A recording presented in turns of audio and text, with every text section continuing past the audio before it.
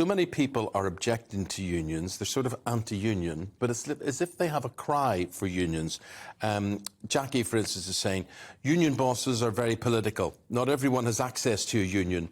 If unions succeed in getting high wage rises, that makes things even harder for those in lower paid jobs.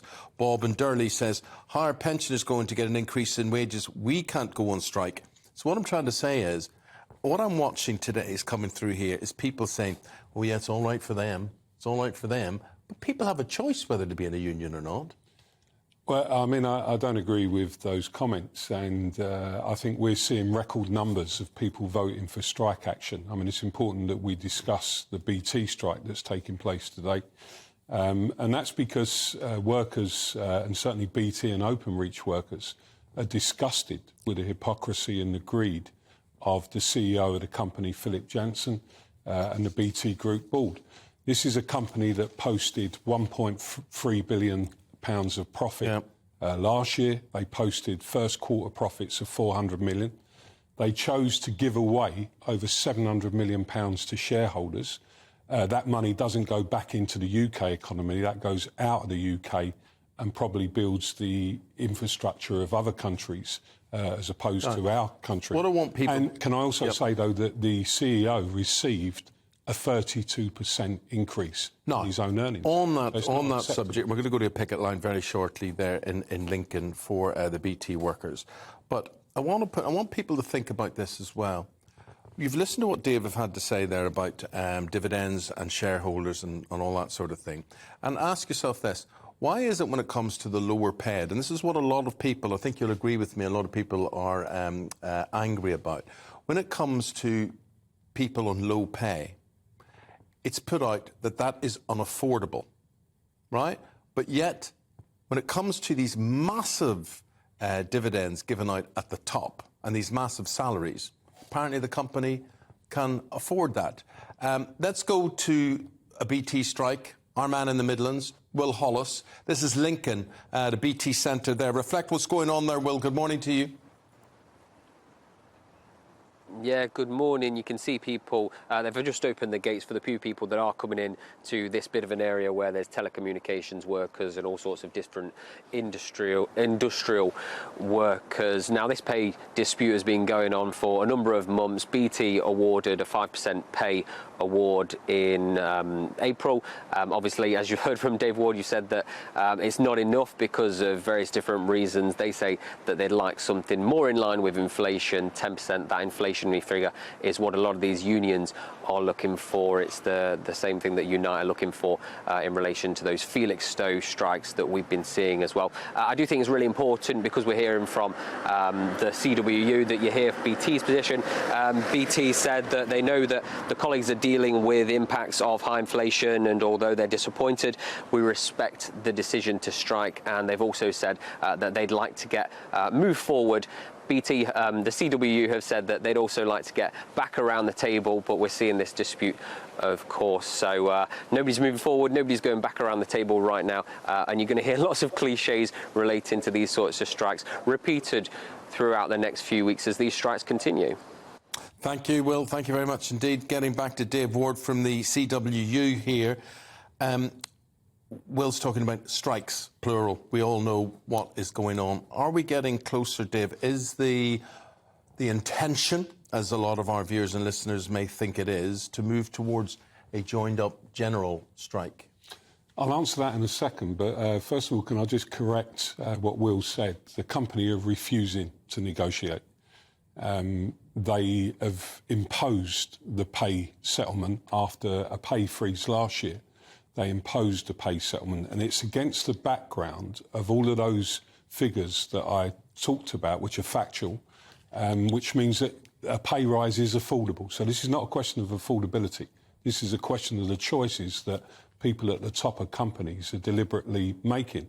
And what they're actually saying to their own workers who have made those profits is that no matter what the contribution you make to the success of this company, we're going to ensure that you're poorer.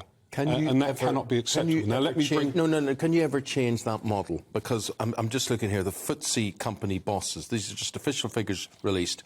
FTSE company bosses, their pay is on average 109 times higher than their lowest paid workers. Now, basically, is there an aim?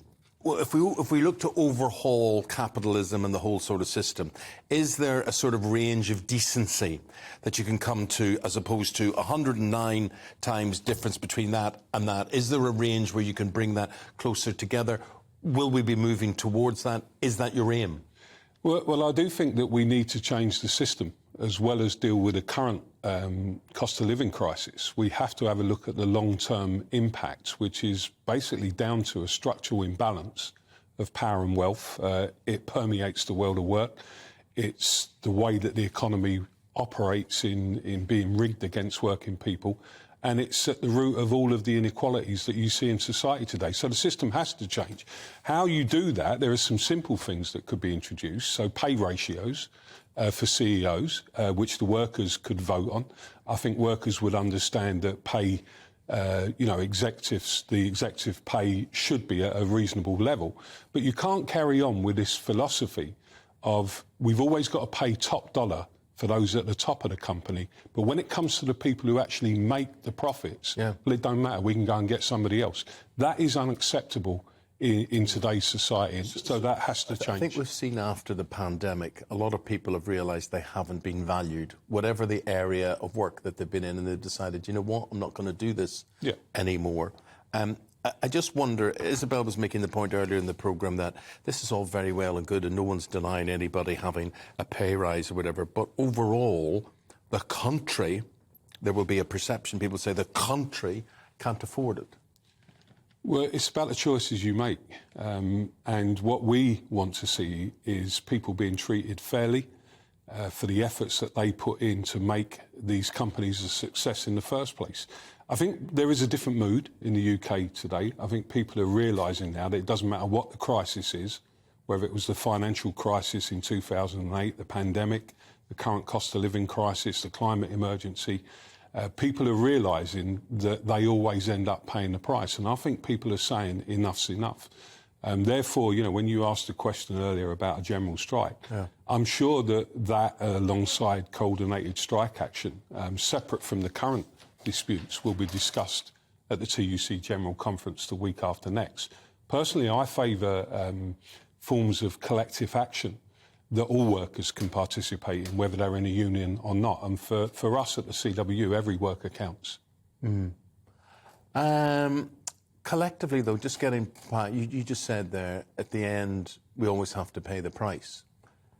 I think a lot of people can't understand how can we pay out to the Royal Mail, to the people, how can we pay out the BT workers, how can we pay out the barristers, how can we pay everybody without paying the price? Where does the money come from? Well, the money comes from the choices that these companies make. Right, and so for example, as opposed to the government? Well, the government also have a role when it's public sector pay. Clearly they do. But in terms of the companies we're dealing with at the moment, I mean, if they would have given, say, 500 million to the shareholders rather than 700 million, then we could probably resolve this dispute. So that's down to their choices. They knew all of this was going on. They imposed a pay freeze last year on workers. They imposed a settlement. They didn't negotiate. There's been no negotiations here. These people, the level of arrogance knows no bounds. And I think it's time that people understood that you cannot sustain the UK economy on this basis. You cannot create a levelling up agenda in the world of work and right across society if we continue to allow these inequalities to take place. Yeah. Looking at the Royal Mail situation, and you've an ongoing strike there, in a way you can see what the problem is. The very fact that you have got 100,000 members on strike there, you can see how the owners of the Royal Mail actually look at that and think, we don't want 100,000 people working for us. You can sort of see that jumping out at them, because this is not just about pay. This is about getting rid of the men and the women that do the jobs. We know there's been an alarming development on Friday when we had the first strike since 2013. Where it's come to light that the company has been involved in secret discussions with a private equity group called Vesa. We're looking to meet the company to understand what that's all about, because they've done that behind the backs of the workers. And I think what you're going to see is a takeover bid from a company that's based in Luxembourg. And I think what's going on in Royal Mail is that they actually don't want the current workforce anymore. I think they want to bring in P&O style contracts going forward.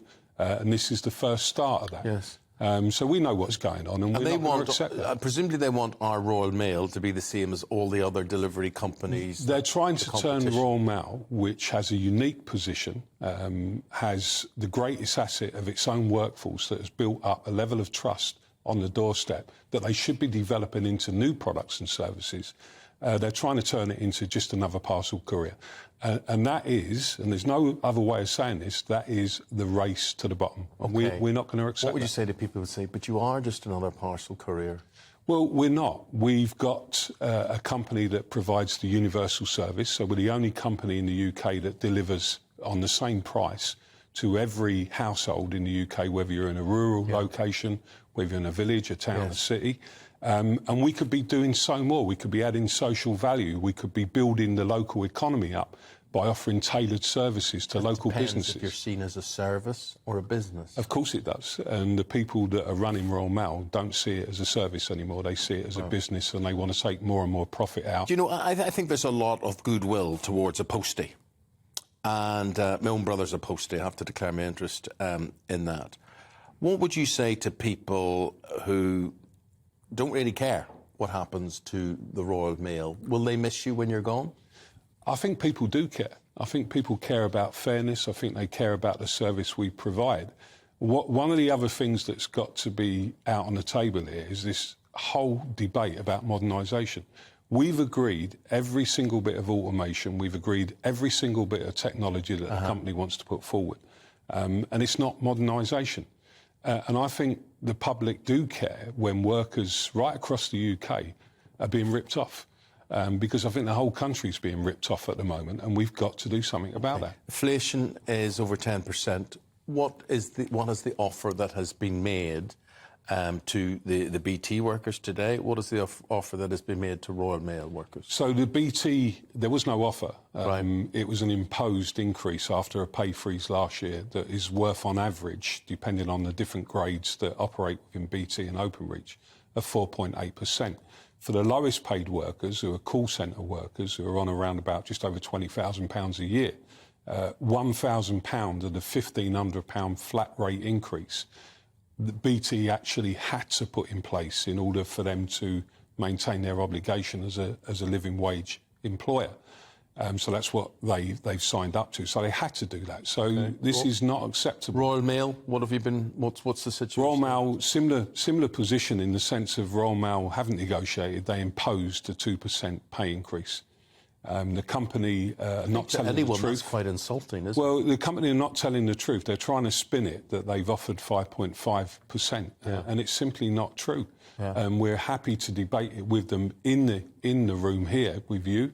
We'd rather sit round the table and negotiate a settlement as we would with BT. So, you know, there's an appeal here today to people like Philip Jansen. You know, get your hands dirty, Philip. Come into the room, negotiate a settlement, treat the workers that have made the profits in the right way, similar to Simon Thompson, the CEO of Royal Mail. Final point to you, just final question.